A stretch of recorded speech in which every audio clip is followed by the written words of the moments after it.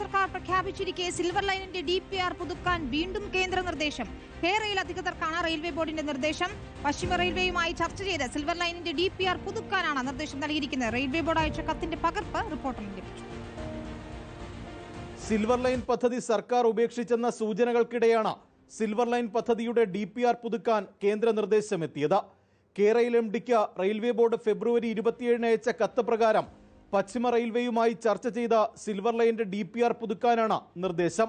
ഗുജറാത്തിൽ സർക്കേജ് ധുലേറ അർദ്ധ അതിവേഗ റെയിൽപാത ബ്രോഡ്ഗേജായാണ് നിർമ്മിക്കുന്നത്. സെമി ഹൈസ്പീഡ് ട്രെയിനുകൾക്കൊപ്പം മറ്റ് ട്രെയിനുകളും ഓടും. ഈ ബ്രോഡ്ഗേജ് മാതൃകയിൽ DPR പുതുക്കാനാണ് റെയിൽവേ ബോർഡ് കത്തയച്ചത്. അതേസമയം മറ്റു ട്രെയിനുകൾ ഓടിക്കാൻ കഴിയാത്ത സ്റ്റാൻഡേർഡ് ഗേജാണ് കേരളം വിഭാവനം ചെയ്ത സിൽവർ ലൈൻ പദ്ധതിക്ക്. നേരത്തെ റെയിലും സംസ്ഥാന സർക്കാരും ബ്രോഡ്ഗേജ് നിർദ്ദേശം തള്ളിക്കളഞ്ഞിരുന്നു.